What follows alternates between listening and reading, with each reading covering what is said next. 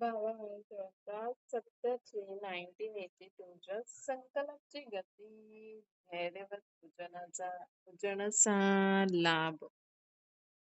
संकलनाची गती धैर्यवत उजळण्याचा लाभ. भारताला पहले एक बाप बेवना कोई तेरा एक नाम एक रस स्थिति में स्थित रहने वाले स्मृति स्वरूप बारंसा मिलन आहे जेका एक नामी आहे ऐं हिक स्थिति में स्थित रहे अहिड़ा स्मृति स्वरूप ॿारनि सां मिलण आहे हर ॿार जे मर्ज़ीवा जनम जी श्रेष्ठ रेखायूं बाप दादा ॾिसनि था कहिड़ी रेखाएं ॾिसनि था मर्ज़ीवा जनम जी श्रेष्ठ रेखायूं अॼुकल्ह जी दुनिया में विशेष हस्त रेखायूं ॾिसण सां आत्मा जे भाग्य जो वर्णन कंदा आहिनि वह गुण कर्तव्य जी श्रेष्ठता जो वर्णन कंदा अॼुकल्ह जी दुनिया में माण्हू हस्त रेखाएं ॾिसण सां आत्मा जो छा भाग्य आहे उहो वर्णन कंदा आहिनि उन्हनि जे गुणनि ऐं कर्तव्यनि जी श्रेष्ठता जो वर्णन कंदा आहिनि लेकिन बाप दादा हस्त रेखाएं न ॾिसंदा आहिनि हर हिक ॿार जे मुख नैन मस्तक इन्हनि द्वारा हर हिक जी स्पीड व स्टेज जी रेखाएं ॾिसंदा आहिनि असांजे मुख द्वारा नैननि द्वारा ऐं मस्तक द्वारा नैन मुख ऐं मस्तक द्वारा बाबा छा ॾिसंदा आहिनि हर हिक जी स्पीड ऐं स्टेज जी रेखाएं ॾिसंदा आहिनि वैसे भी फेस द्वारा ही मनुष्य आत्मा खे परखण जी कोशिश कंदा आहिनि न फेस कई कई माण्हू न फेस एक्सप्रेशन सां माण्हू ॿुधाए सघंदो आहे फलाणे माण्हू जे लाइ उहो माण्हू देह अभिमानी थियण जे कारण स्थूल ॻाल्हियुनि खे चेक कंदा आहिनि दुनिया वारा माण्हू देह अभिमानी हूंदा आहिनि न देह अभिमानी थियण जे कारण स्थूल ॻाल्हियुनि खे चेक कंदा आहिनि बाप दादा मस्तक द्वारा स्मृति स्वरूप खे ॾिसंदा आहिनि उहो माण्हू देह अभिमान थियण जे कारण स्थूल ॻाल्हियुनि खे ॾिसंदा आहिनि उहे हथनि जी रेखा आहिनि या फेस एक्सप्रेशन बाप दादा त मस्तक द्वारा स्मृति स्वरूप खे ॾिसंदा आहिनि कि असांजे मस्तक मां आत्मा ऐं बाबा में इन सां त केतिरो स्मृति स्वरूप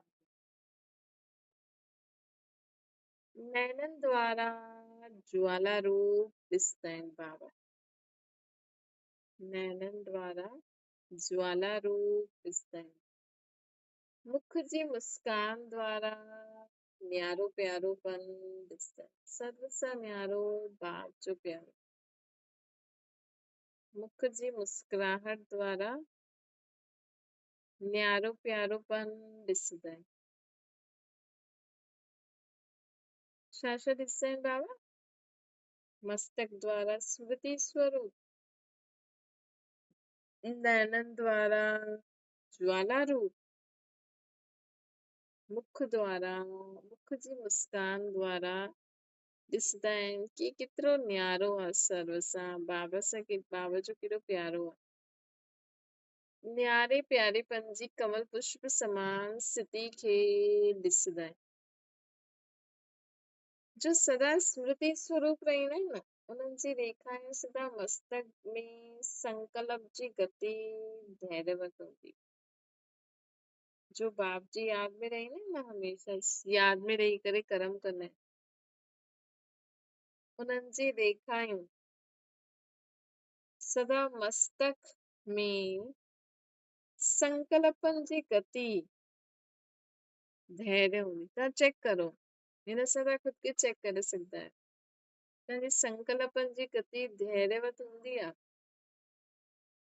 कि उल्टा सुल्टा संकल्प ॾाढा ॾाढा ईंदा रहनि।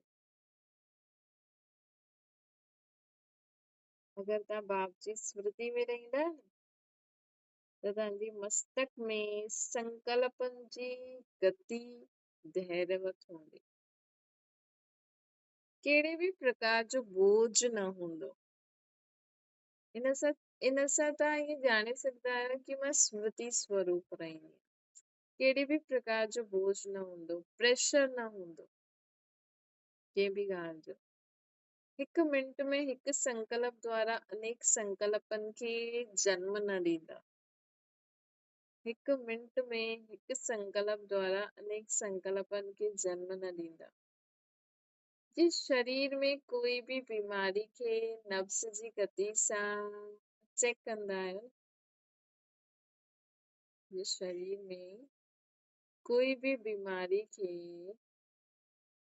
नब्ज़ जी गति सां चेक कंदा आहियूं न, नब्ज़ कीअं थी हलनि।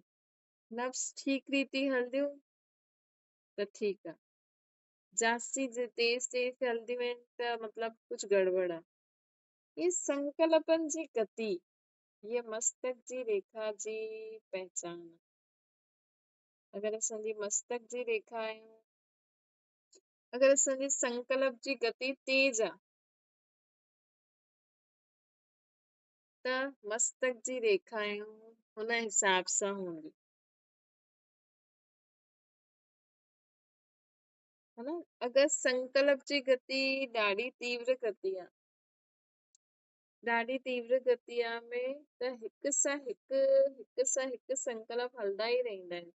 त संकल्प जी गति अति तीव्र थियण, इहे बि भाग्य जी एनर्जी खे वेस्ट करण। अगरि तव्हांजा संकल्प जास्ती हलंदा आहिनि न, सो बाबा इन करे चईंदा आहिनि कि तव्हांजो सभिनि खां वॾो खज़ानो ई संकल्प आहे। भॻवान बि संकल्प सां ई त सृष्टि रचंदा आहिनि बाबा।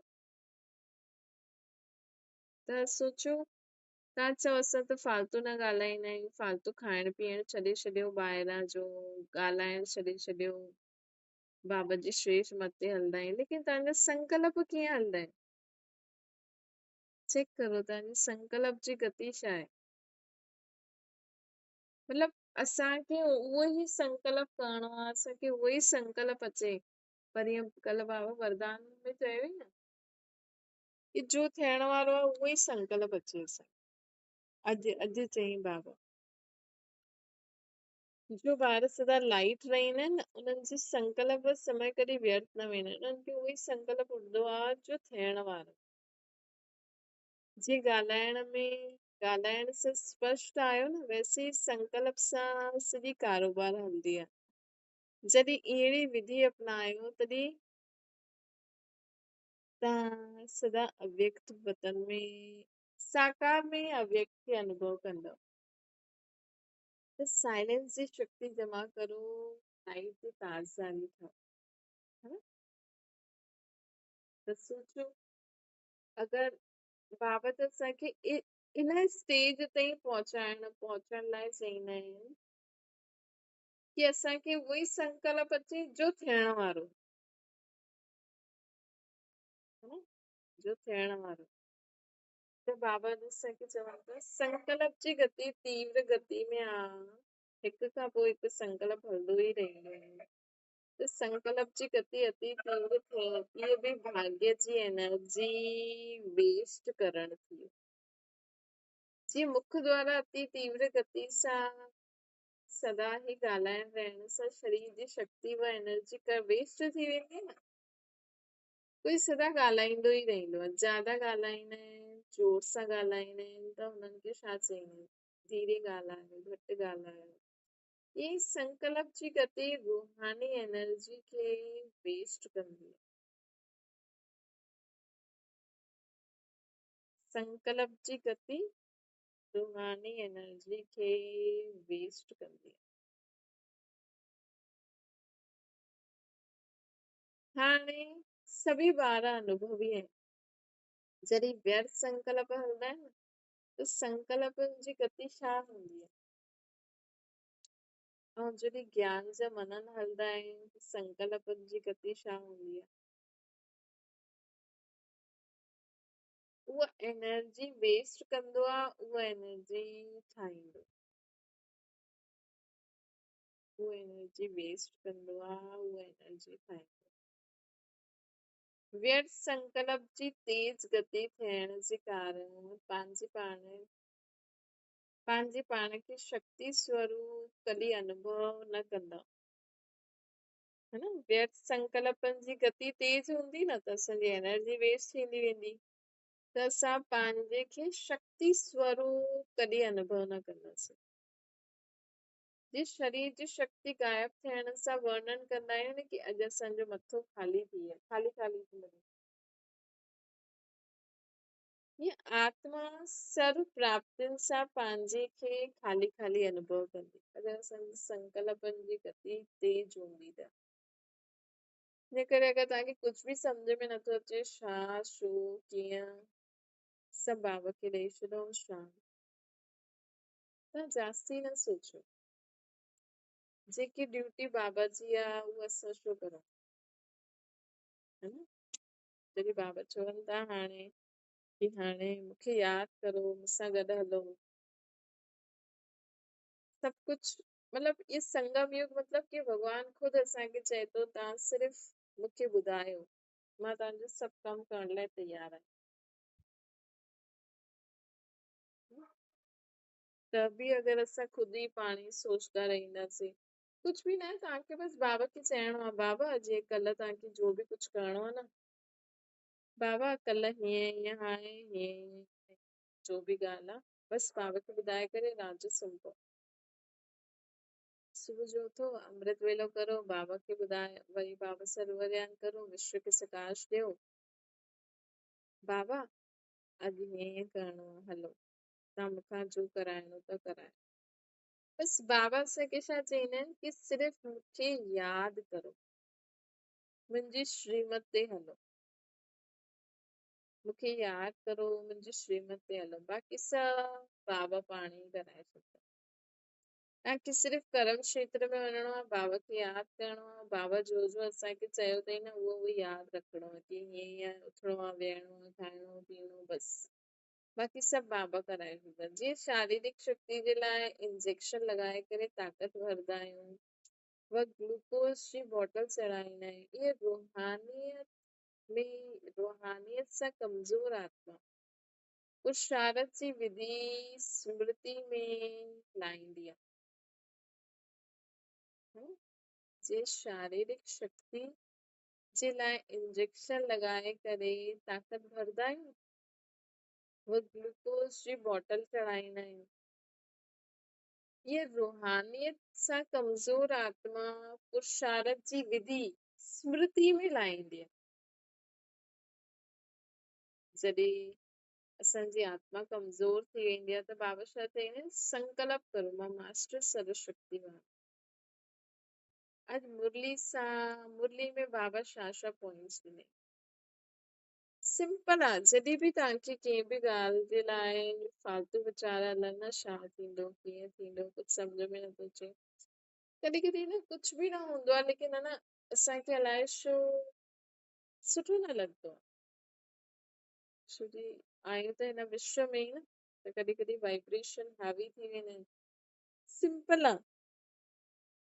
अॼु बाबा मुरली में छा छा चई, कुझु बि न करो। अॼु बाप दादा मुरली में छा छा चई, शुरू खां लास्ट ताईं मुरली साम्हूं अची वञे, असां छा छा ॿुधियो, छा छा पढ़ियो हुयो, हीअं सोचो अॼु बाबा सतयुग जे लाइ कहिड़ी ॻाल्हि ॿुधाई, त्रेता जे लाइ कहिड़ी ॻाल्हि ॿुधाई, द्वापर जे लाइ कहिड़ी ॻाल्हि ॿुधाई, कलयुग जे लाइ कहिड़ी ॻाल्हि ॿुधाई, संगम युग जे लाइ कहिड़ी ॻाल्हि ॿुधाई, एंजेलिक अव्यक्त वतन लाइ कहिड़ी ॻाल्हि ॿुधाई, निराकारी दुनिया लाइ बाबा कहिड़ी ॻाल्हि ॿुधाई, अॼु बाबा मत कहिड़ी ॾिनई, केॾो कुझु आहे असां सोचो, इहे बाबा जो ज्ञान असांखे पोइ 5000 साल पोइ मिलंदो, वरी खां द्वापर युग खां उहे ई कूड़ा ग्रंथ शास्त्र लिखंदासीं पढ़ंदासीं उहे ई कूड़ में ई जीअणो। हाणे ही तव्हांजे साम्हूं सच आहे त अहिड़ी मुरली खे त सॼो ॾींहुं पढ़ंदा रहो उहे ई ॻाल्हियूं यादि कंदा रहो। अॼु बाबा छा छा चई बाबा जी न अहंकार न करो संग जी संभाल करो पंहिंजी कमियुनि खे जाचो माया ते दोष न ॾियो केॾी सारी ॻाल्हियूं आहिनि 4 पेज जी मुरली में बाबा असांखे केॾी सारी ॻाल्हियूं ॿुधाई है न त बाबा चवनि था कि जॾहिं आत्मा में रूहानियत सां कमज़ोर आत्मा पुरुषारथ जी विधि स्मृति में लाइणी पवंदी आहे। मां मास्टर सर्वशक्तिवान बाबा अॼु मुरली में बाप दादा छा छा पॉइंट्स ॿुधायईं व्यर्थ संकल्प जो ब्रेक छा आहे बिंदी लॻाइण जो प्रयत्न करणो त इहो थियो इंजेक्शन लॻाइण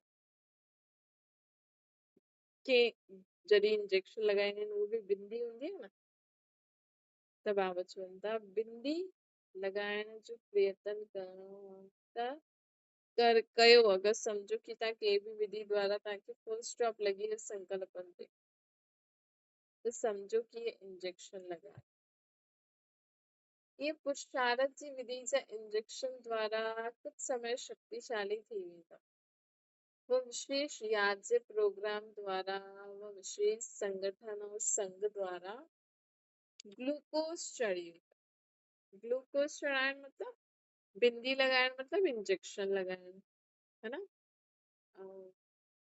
ग्लूकोज बाबा चवनि था पुरुषारथ जी विधि जे इंजेक्शन द्वारा कुछ समय शक्तिशाली थी वेंदा ऐं विशेष याद जे प्रोग्राम द्वारा विशेष संगठन ॿियो संघ द्वारा ग्लूकोज इन जो मतलब कि तव्हां ग्लूकोज चढ़ाए छॾियो कंहिं द्वारा बि तव्हांखे कुझु शक्ति मिली संगठन में योग में वेठो मनन चिंतन कयो संग में रही करे त इहे ग्लूकोज चढ़ायो लेकिन संकल्प जी गति फास्ट जे अभ्यासी थोरो समय जी शक्ति पढ़ण सां कुझु समय त पंहिंजे खे शक्तिवान अनुभव कंदा मतिलबु अगरि तव्हांखे व्यस्त संकल्प करण जी आदत आहे त तव्हां कुझु समय त ख़ुदि खे शक्तिवान अनुभव कंदव लेकिन पोइ बि कमज़ोर ठही वेंदव न अगरि उहा आदत तव्हां न छॾी जीअं सम्झो माण्हू बाबा चईंदा आहिनि न कि भक्ति में आहे न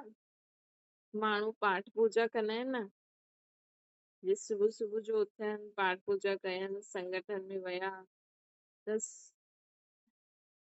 माण्हू जॾहिं कंदा आहिनि त सुबुह सुबुह त ठीकु रहंदा आहिनि ॾींहं ताईं हुननि जी बैटरी डाउन थी वेंदी आहे शाम ताईं ॿियो डाउन थी वेंदी आहे वरी पाठ पूजा कंदा आहिनि वरी राति जो ठीकु थी वेंदा आहिनि वरी डाउन थी वेंदा आहिनि त बाबा ईअं चवनि था कि अगरि तव्हां ईअं ग्लूकोज था चढ़ायो संगठन में योग करे मनन चिंतन करे मुरली ॿुधी लेकिन वो कमज़ोरी त रहिजी वई न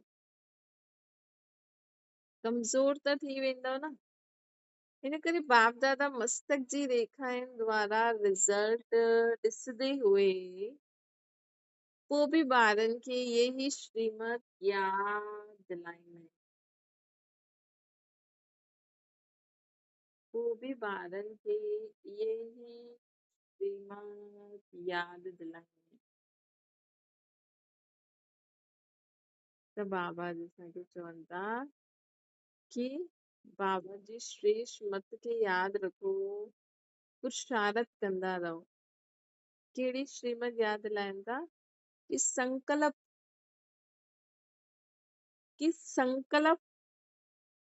जी गति अति तीव्र न ठाहे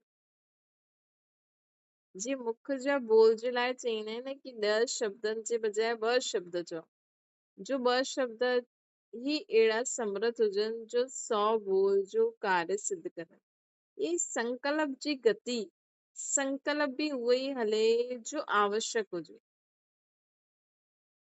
संकल्प रूपी बीज सफलता जे फल सां संपन्न संकल्प रूपी बीज सफलता जे फल सां संपन्न हुजे। है न, संकल्प जी गति, संकल्प भी उहे ई हलनि जो आवश्यक हुजनि। है न, केॾो सारो कमु आहे। माण्हू अगरि सोचे कि अगरि कोई माण्हू सोचे छा ये रोज रोज अमृत वेला करो, मुरली ॿुधी ईंदा आहियूं, ईअं कंदा आहियूं, बसि ख़ुशि थी वेंदा आहिनि कई माण्हू। अगरि जो माण्हू रोज मुरली ॿुधंदो आहे, अमृत वेलो कंदो आहे, निमाज़ कंदो आहे, सेवा बि कंदो आहे, हू त सोचदा आहिनि असां ॾाढो सुठो था हलूं।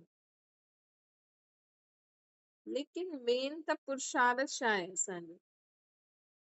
धारणा मुहूर्त केतिरा ठहिया आहिनि। असांखे उहो ई संकल्प अचे जो थियण वारो। बाक़ी बसि असां बाबा खे यादि कंदा रहूं, कर्म क्षेत्र में कर्म करूं था, लेकिन कर्म कंदे हुए बि हाणे अॻियां छा थियणो आहे त उहो ई संकल्प अचे बसि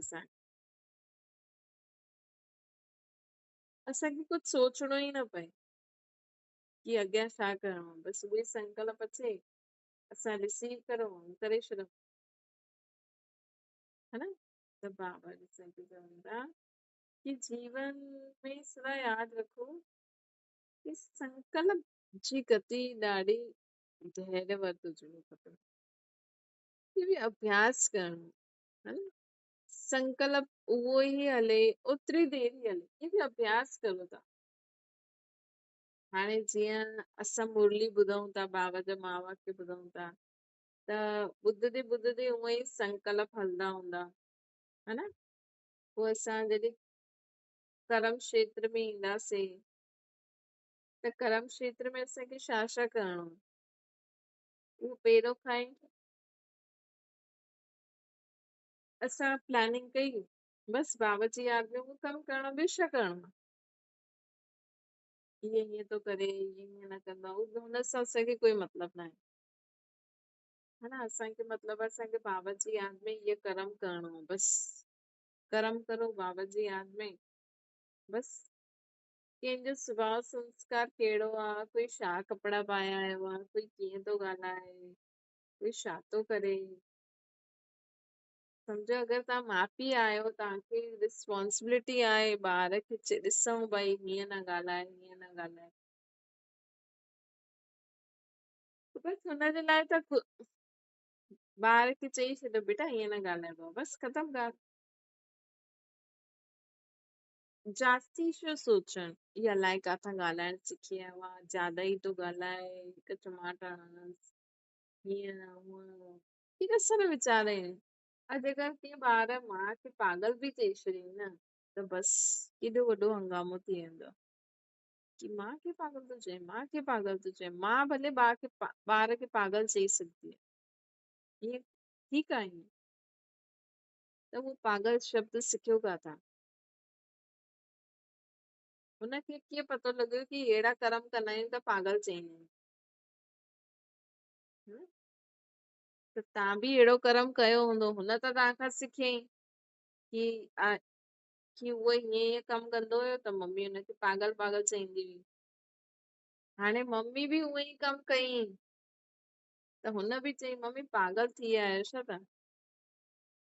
पोइ तव्हांखे बुरो छो थो लॻे? तव्हांजा संकल्प छो था हलनि कि अॼु खां हाणे खां इज़त नथो करे, अलाए छा कंदो, ईअं कंदो। पर इहे त ॾिसो सिखाइण वारो केरु आहे? है न, या त पंहिंजे ॿारनि खे ॿुधाए छॾियो कि वॾा अहिड़ा शब्द चई सघंदा आहिनि। लेकिन अगरि असां चऊं कि वॾा अहिड़ा शब्द चई सघंदा आहिनि त तव्हां अॻियां जे लाइ पंहिंजी जनरेशन तयार था करो। उहो बि सोचंदो मां वॾो थींदमि, अगरि भाउ भेणनि खां वॾो हूंदो त उहो भाउ भेणनि खे चईंदो, नंढे भाउ भेणनि खे, कि पागल आहे पागल। त इहे ॾिसो त सही तव्हां कहिड़ो जनरेशन ठाहियो था, फ़ाइदो छा आहे हिन सां? त बाबा असांखे चवनि था कि जीवन में सदा ये यादि रखो कि परमात्मा त हिन सृष्टि ते हिकु ई बार ईंदा आहिनि, है न। हिकु बार अची करे सभिनि आत्माउनि खे मुक्ति ही जीवन मुक्ति जो वर्ष रही है ना। तो बाबा ये बनता कि जीवन में जो भी करो अच्छी, जीवन में जो भी करो परमात्मा की याद करे। वो बाबा पाण ही आप ही हाँ जी मदद करो। संकल्प रूपी बीज सफलता जे फल सां संपन्न। खाली बीज न हुजे मतलब असां सोचूं बि ऐं वेस्ट बि हली वञे त खाली बीज न हुजे, सफलता वारो हुजे त खाली बीज हूंदो त फल न निकिरंदो। इनखे चइबो आहे सदा समर्थ संकल्प हुजे, सदा समर्थ संकल्प व्यर्थ न वञे। समर्थ जी संख्या स्वतः ही कम थींदी आहे। बाबा चवनि था सदा ही समृद्ध संकल्प हलंदो रहे, व्यर्थ न वञे कोई बि संकल्प। समर्थ जी संख्या स्वतः ही कम हूंदी आहे। अगरि असांजो संकल्प शक्तिशाली हूंदो आहे न त असांखे ज्यादा न सोचणो पवंदो आहे। समृद्ध संकल्प जी संख्या घटि हूंदी आहे लेकिन शक्तिशाली हूंदी आहे। ऐं व्यर्थ जी संख्या ज्यादा हूंदी आहे, प्राप्ति कुझु बि न। समृद्ध जी संख्या घटि हूंदी आहे लेकिन शक्तिशाली हूंदी है। व्यर्थ जी संख्या ज्यादा हूंदी लेकिन प्राप्ति कुछ न। व्यर्थ संकल्प ईअं समझो जीअं वट पास जो जंगल। व्यर्थ संकल्प छा बाबा चवनि था जीअं बांस जो जंगल त हिक सां अनेक स्वतः पैदा थींदा आहिनि न। बांस न जंगल सूखे हुए लकड़ियुनि जो जंगल हूंदो आहे जिते सूखी हुई लकड़ियूं हूंदियूं आहिनि। त सम्झी व्यर्थ संकल्प ईअं आहे जो हिक सां अनेक स्वतः पैदा थींदा आहिनि ऐं आपस में टकराए करे पोइ आग लॻी वेंदी आहे। जंगलनि में आग लॻी वेंदी आहे न ॾिसो,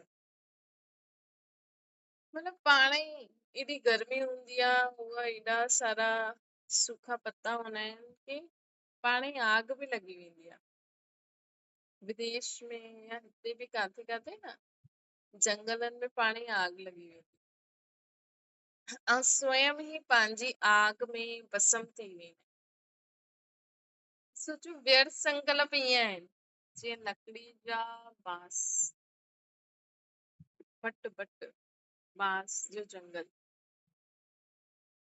व्यर्थ संकल्प बि हिक ॿिए सां टकराए करे कोई न कोई विकार जी अग्नि प्रज्वलित कंदा आहिनि। व्यर्थ संकल्प बि इहे ई हूंदा आहिनि जो हिक ॿिए सां टकराए करे कोई न कोई अग्नि विकार जी अग्नि प्रज्वलित कंदा आहिनि ऐं स्वयं ही स्वयं खे परेशान कंदा रहंदा आहिनि। स्वयं ही स्वयं खे परेशान कंदा आहिनि। हिन करे संकल्प जे प्रति धैर्य वठ ठाहियो। जॾहिं बि तव्हांजे मन में जास्ती संकल्प हलनि न स्पीड ॾाढी तेज हुजे, हिक साथ तव्हांखे ॾाढा सारा संकल्प था चओ ये भी करूं ये भी करूं। कॾहिं कॾहिं न माण्हू रोटी ठाहींदो न किचन में त हुनखे लॻंदो आहे ये भी करूं ये भी करूं ये भी करूं न सुन स्टॉप। बाबा जी याद में वेही न रहो, बाबा अचो हाणे छा करूं पोइ छा करूं पोइ छा करूं। सिस्टमैटिक कम बि थींदो, धीरे बि कंदासीं ऐं मज़ो बि ईंदो। त बाबा चवनि था व्यर्थ संकल्प ही हिक ॿिए खे टकराए करे कोई न कोई विकार जी अग्नि हुते उहा जंगलनि में उहे जेकी बांस हूंदी आहे उहा टकराए करे ऐं अग्नि पैदा कंदी आहे। हिते व्यर्थ संकल्प हिक ॿिए सां टकराए करे कहिड़ी अग्नि प्रज्वलित कंदा आहिनि कोई न कोई विकार जी और स्वयं ही स्वयं खे परेशान कंदा आहिनि। इन करे संकल्प जी गति धैर्यवत ठाहे हिन मर्ज़ी हुई जन्म में जन्म जो खज़ानो चओ व विशेष एनर्जी चओ, पंहिंजे हिन संगम युग में मर्जी में जन्म जी जो खजानो चओ या एनर्जी चओ, वो आहे ही संकल्प। बाबा भी संकल्प सां सृष्टि रचनि था न। कंहिंखे पतो लॻे थो राजधानी कीअं थी ठहे? राजधानी कीअं ठहींदी? जेका राजा रानी ठहण वारा हूंदा न हिन पंहिंजे ब्राह्मण परिवार में ई कोई न कोई राजा रानी ठहींदो। त राजा रानी भी हिक ॿिए खे संकल्प सां एक्सेप्ट कंदा आहिनि कि हा ये राजा आहे, मां रानी आहियां। तव्हांखे पतो बि न पवंदो कि केरु केरु राजा रानी ठही करे पंहिंजी प्रजा ठाहे थो। हा न? असां त बाबा वटि आया आहियूं ज्ञान योग करण, हा न। असां त बाबा वटि छो आयासीं? छो जी दुनिया में अशांति हुई, विकार हुया, दुखी परेशानी हुई, त बाबा वटि आयासीं। खुद खे आत्मा समझी बाबा खे यादि कयो, ज्ञान ॿुधियो त शांति मिली, विकारनि सां छुट्टी मिली, आत्मा पवित्र थींदी वई, जीवन सुठो थींदो वियो, जीवन में ख़ुशी अची वई। पर हुन खां पोइ छा? तव्हां सोचो, तव्हां रोज अमृत वेलो करो था, मुरली ॿुधो था, धारणा करो था, हुन खां पोइ छा? हाणे बाबा जे वञण जो समय अची वियो, बाबा त हली वेंदा। पोइ तव्हां जेतिरी बि धारणा कई हुन अनुसार तव्हां सतयुग में ईंदव। सतयुग में वञी करे कंहिंजो न कंहिंजो ॿार ठहींदव। पोइ हुते तव्हां पढ़ाई लिखाई कंदव, वॾा थींदव, खेल कूद कंदव, पोइ पंहिंजी पंहिंजी गृहस्थी ठाहींदव, हा न। त हुन हिसाब सां जीअं मम्मा बाबा जो त बाबा फिक्स कईं कि महाराजा महारानी थी।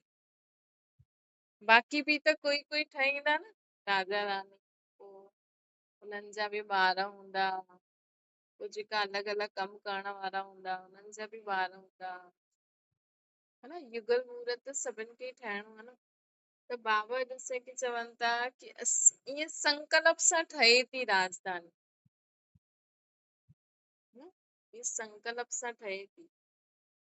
तव्हांजी आत्मा जी जेकी स्थिति हूंदी न उन अनुसार कोई आत्मा हूंदियूं हिन यज्ञ में, उन अनुसार जोड़ा ठहींदा। त बाबा चवनि था कि संकल्प सां ई पूरी राजधानी ठहींदी, न त बाबा छा चईंदा आहिनि कि पूरी राजधानी ठही वेंदी पोइ विनाश थी। हाणे राजधानी में त असांखे पतो आहे सिर्फ़ु मम्मा बाबा जो पतो आहे, ॿियो कंहिंजो थोड़ी पतो आहे। केरु महाराजा महारानी ठहींदा, केरु राजा रानी ठहींदा, केरु हुननि जा ॿार ठहींदा। त उहो संकल्प सां ठहनि था। मर्ज़ी ठहिण जो आधार ई आहे शुद्ध संकल्प। पंहिंजो इहो मर्ज़ी जनम जेको संगम युग जो जन्म कीअं थियो तव्हांजो? तव्हां ब्राह्मण कॾहिं कीअं ठहियो? जॾहिं तव्हां संकल्प कयो मां शरीर न मां आत्मा आहियां। ये संकल्प तव्हांखे अशरीरी ठाहे सघंदा आहिनि कि मां त आत्मा आहियां, मूं वटि त लाइट जो शरीर आहे, हा न। त मां आत्मा आहियां, परमात्मा जी संतान आहियां। मूंखे बाबा हाणे चवनि था कि तव्हांखे हाणे काम, क्रोध, लोभ, मोह, अहंकार जे वश थी करे कर्म न करणो आहे। न करणो आहे त न करणो आहे। त हिन संकल्प सां असां कौड़ी सां हीरे तुल्य ठही वियासीं। मां कल्प पहिरियों वारो बाप जो ॿार आहियां, वारिस आहियां, अधिकारी आहियां। हिन संकल्प मास्टर सर्वशक्तिवान ठाहे छॾियईं न तव्हांखे। त खज़ानो बि इहो ई आहे, एनर्जी बि इहे ई आहे, छा आहे संकल्प शक्ति। ये त संकल्प भी यही है ना। विशेष खजाने के कीअं यूज़ कबो आहे, ईअं पंहिंजे संकल्प जे खजाने व एनर्जी खे पहचानो। पंहिंजे संकल्प जो खजानो, पंहिंजी एनर्जी खे पहचानो। ॾिसो असांजी आत्मा में केतिरी शक्ति आहे। आत्मा जी शक्ति सां ई त तव्हांजो शरीर बि हले थो, तव्हांजा वीचार बि हलंदा आहिनि, तव्हांजी निर्णय शक्ति बि हलंदी। त खज़ाने जी संकल्प जे खज़ाने खे एनर्जी खे पहचानो, कीअं कार्य में लॻाइणो आहे, तॾहिं ही सर्व संकल्प सिद्ध थींदो। तॾहिं ही असांजा सर्व संकल्प सिद्ध थींदा, है न? ऐं सिद्धि स्वरूप थींदा। भई असां जो संकल्प करूं उहो ई थिए, असां जो संकल्प करूं उहो ई थिए। त सम्झो अॼु छा ॾेखारियूं ॾिठियूं बाबा, सभु बाबा चवनि था अॼु छा ॾेखारियूं ॾिठियूं सम्झो। कम सोचो अर्थात सिद्धि स्वरूप संकल्प करो। संकल्प घटि करो, कम सोचो अर्थात सिद्धि स्वरूप संकल्प करो। ईअं रेखा वारा सदा बेगमपुर जा बादशाह आहिनि, जो घटि सोचता है न वो बेगमपुर जा बादशाह आहिनि। मुख सां सदैव महावाक्य चओ, मुख सां सदैव महावाक्य चओ। महावाक्य गिनती जा ई हूंदा आहिनि। जी महान आत्मायूं, जीअं महान आत्मायूं गिनती जी हूंदियूं आहिनि,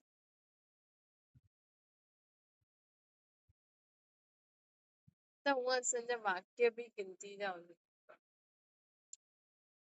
आत्मायूं अनेक हूंदियूं आहिनि, परमात्मा हिकु हूंदो आहे। त ॿई एनर्जी संकल्प जी ऐं वाणी जी व्यर्थ ख़र्च न करो। महावीर महारथी अर्थात मुख द्वारा महावाक्य ॻाल्हाइण वारा। तव्हां महारथी महावीर कॾहिं कहलाईंदा जॾहिं तव्हां मुख सां महावाक्य अर्थात थोरो ॻाल्हाईंदा, बुद्धि द्वारा सिद्धि स्वरूप संकल्प करण वारा हूंदा, है न? सोचे समझी करे बाबा जी याद में रही करे जो संकल्प अचे थो उहो ई ॻाल्हायो त सिद्ध थी वेंदी, है न? असांखे सिद्धि प्राप्त हुजे कि जो थियण वारो उहो ई संकल्प अचे। ही माण्हू रिधी सिधी दुनिया वारा ईअं कंदा आहिनि, असांखे त बाबा फ्री में ॾियनि था। संकल्प करो कि मूं वटि उहो ई संकल्प अची सघंदो आहे जो सिद्ध थियण वारो। महावीर महारथी अर्थात मुख द्वारा महावाक्य ॻाल्हाइण वारा, बुद्धि द्वारा सिद्धि स्वरूप संकल्प करण वारा। ये निशानी महावीर ऐं महारथियुनि जी आहे, हा? केॾी वॾी स्टेज आहे न? ईअं न सोचो कि तव्हां न प्राप्त करे सघंदा, करे सघंदा, बस संकल्प करो। पीउ त तव्हांजो बि आहे न शिव बाबा, और शिव बाबा जो खज़ानो त सभिनि जे लाइ आहे, सिर्फ़ दादियुनि जे लाइ थोरी आहे, है न? सिर्फ़ सेंटर वारनि जे लाइ थोरी आहे, सिर्फ़ सेंटर इंचार्ज वॾी वॾी दीदियुनि जे लाइ थोरी आहे। उहो वॾी दीदियूं बि कीअं ठहियूं, दादी दादी कीअं ठहिया, जॾहिं बाबा जे इहे महावाक्य ॿुधी दादियुनि सोचियो कि हा मूंखे इहा स्टेज प्राप्त करणी आहे, उन रीति उन्हनि पुरुषारथ कयो, तॾहिं त उहो एॾी हाईएस्ट पोज़ीशन ते पहुचियो न। त तव्हां बि जो बाबा जा महावाक्य ॿुधंदा आहियो, मुरली ॿुधंदा आहियो, उनमें जो बाबा विशेषतायूं ॿुधाईंदा आहिनि कि आत्मा में इहो हुजणो खपे, इहा संकल्प करो कि मूंखे बि हुन सिद्धि खे प्राप्त करणो। हाँ थोड़ो भी पुरुषार्थ कंदा न बाबा तव्हांखे 1000 बार मदद कंदा। बुद्धि द्वारा सिद्धि स्वरूप संकल्प करण वारी महान आत्मा, ये निशानियां महावीर ऐं महारथी। ईअं अहिड़ा महारथी ठहो जो कोई भी साम्हूं अचे त ये इच्छा रखे कि ये महान आत्माएं मुंहिंजे प्रति श्रेष्ठ संकल्प ॿुधाइनि। बाबा केॾा सुठा सुठा संकल्प बाबा जा हूंदा आहिनि, त बाबा सां कोई बि मिलण ईंदो आहे त केॾे सुठो सुठो शब्द चईंदा आहिनि, ॿार ख़ुशि थी वेंदा आहिनि। त तव्हां बि महान आत्मा आहियो त ॿियनि जे लाइ उहो ई सुठो सुठो चओ, श्रेष्ठ संकल्प ॿुधायो, आशीर्वाद जा ॿ बोल चओ। आशीर्वाद जो बोल सदा कम हूंदा आहिनि। जो तव्हां महारथी महावीर देवताऊं भक्तनि जे पूज्य आत्मायूं आहियो न,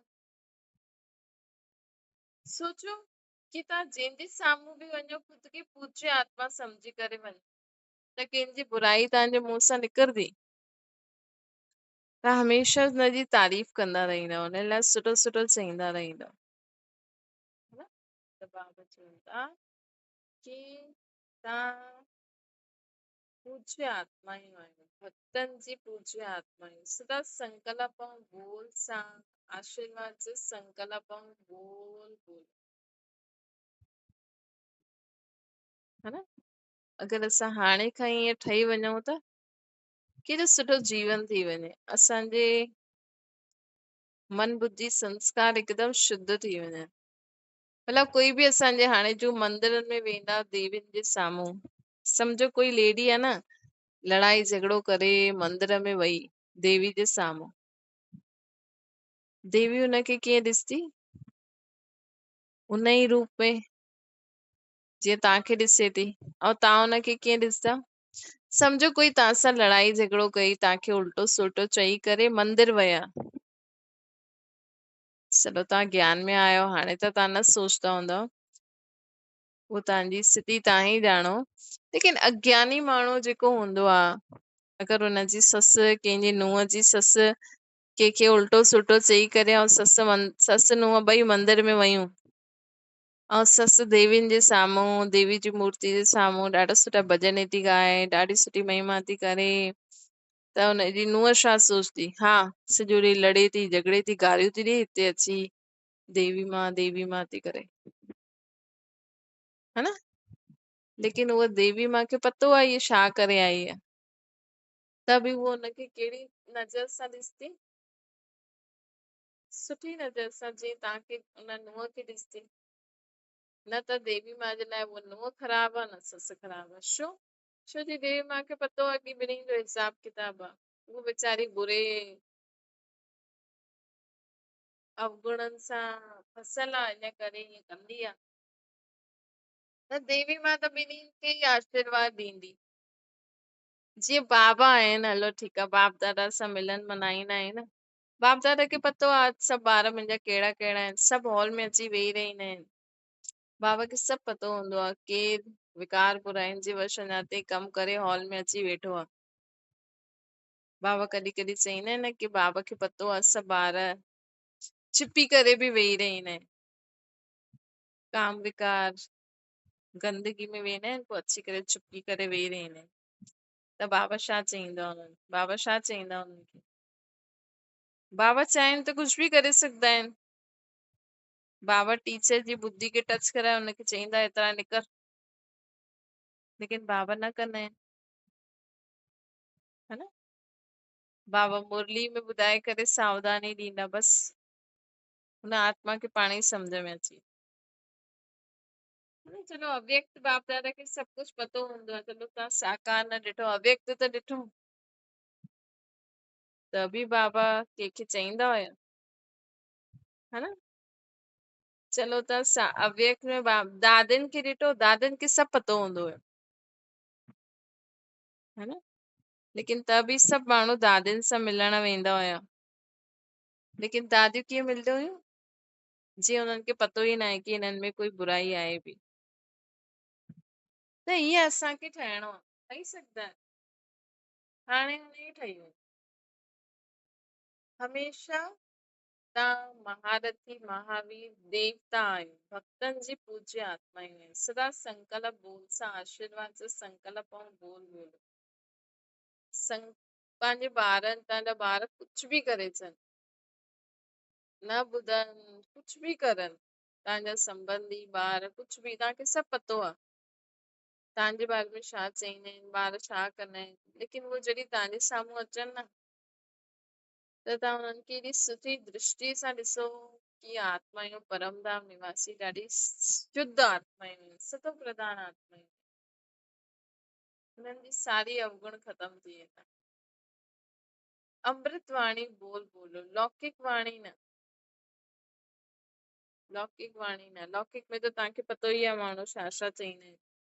न, सदा अच्छा सदा महान संकल्प द्वारा स्वयं खे और सर्व खे शीतल ठाहिण वारा।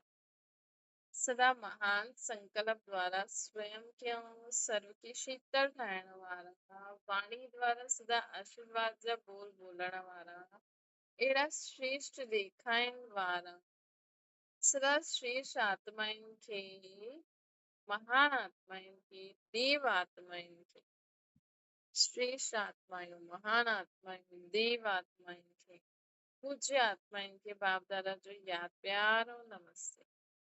विदेशी ॿारनि सां गॾु अव्यक्त बाप दादा जी मुलाक़ात। बाप दादा जे सदा स्नेही, सदा सहयोगी, सदा सेवादारी, सर्विसेबल रतन आहियो न। सदा स्नेही भी, सहयोगी भी, सेवादारी, सर्विसेबल। हर हिकु रतन केतिरो अमूल्य आहे जो विश्व जे शोकेस जे विच में रखण वारो। बाप दादा ॼाणदा आहिनि कि केतिरी ऊची अनेक प्रकार जी दीवारनि खे पार करे बाबा जा ठहिया आहिनि।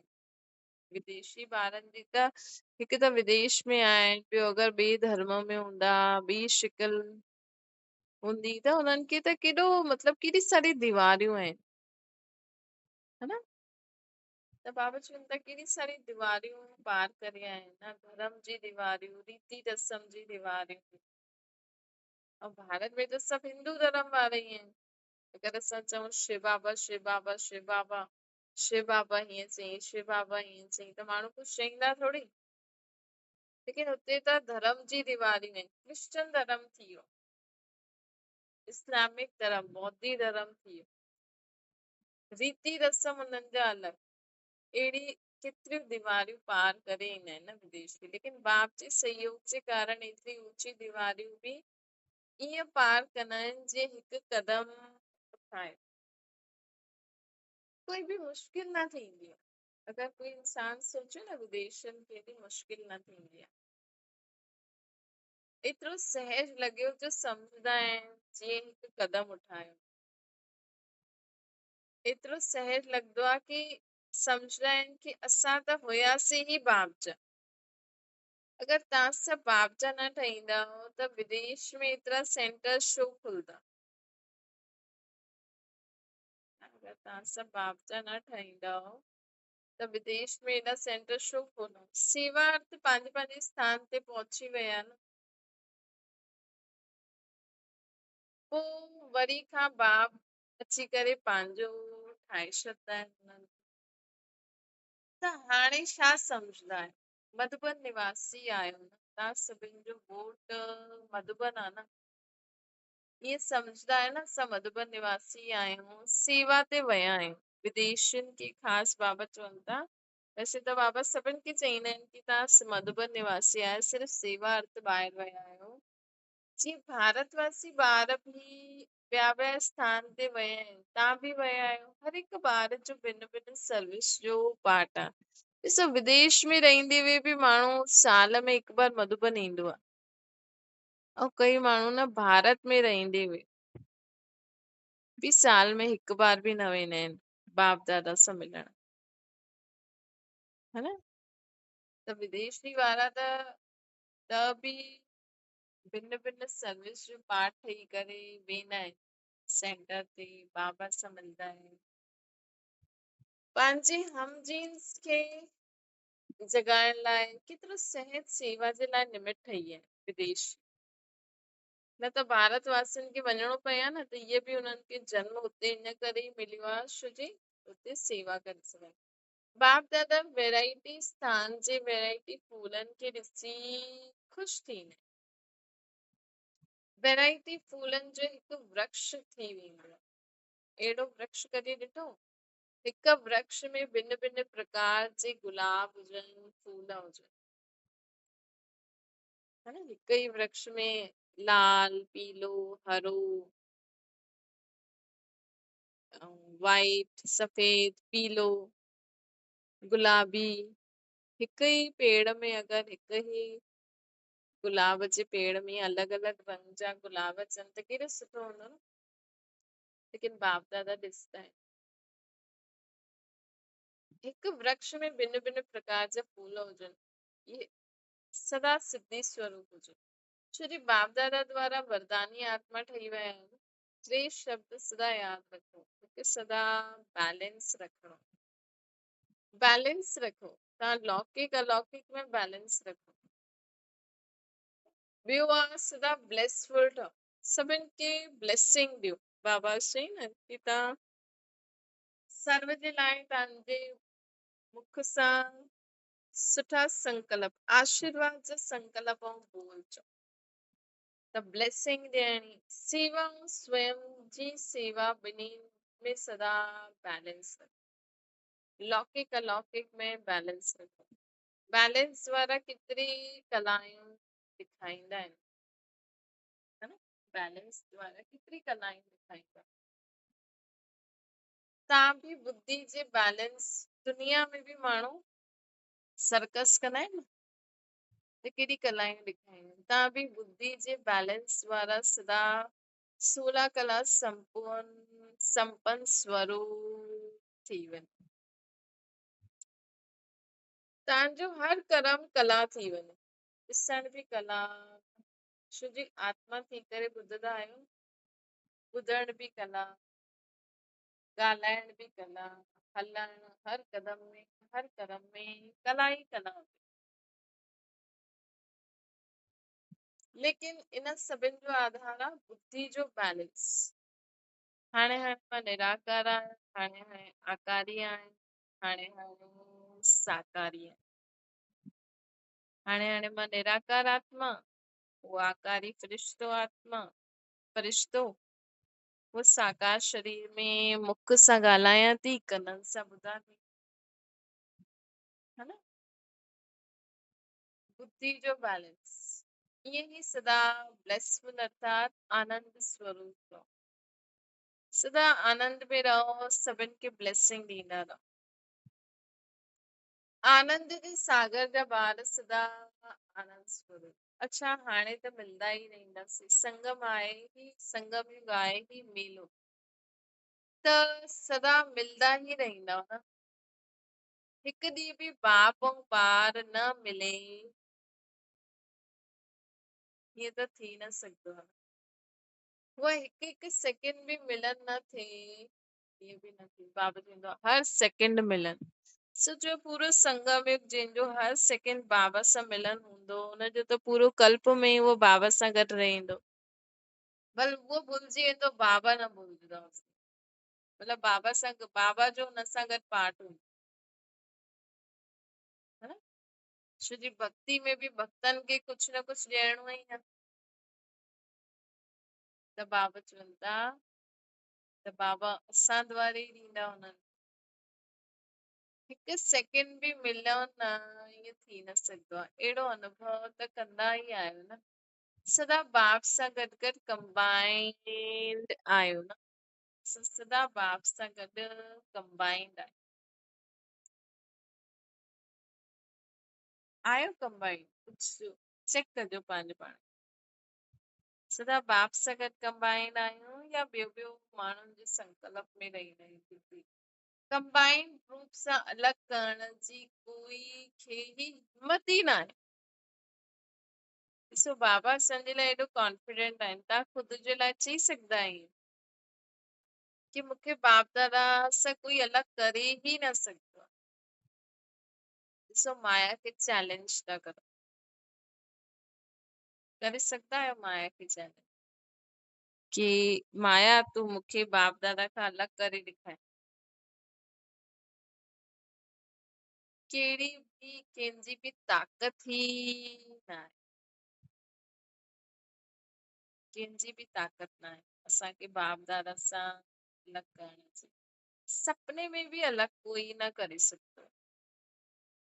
एतिरो ख़ुदि ते विश्वास आहे, एतिरो ख़ुदि ते कॉन्फिडेंस आहे कि बाप दादा सां असांखे कोई सपने में बि अलॻि न करे सघे। अगरि एतिरो कॉन्फिडेंस सां था चओ, पोइ बाबा एग्ज़ाम बि वठंदा, माया ईंदी पोइ तव्हां वटि, है ना। इन करे सोचे सम्झी। जय झूले। अच्छा, ओम शांति। बाबा खे यादि करो।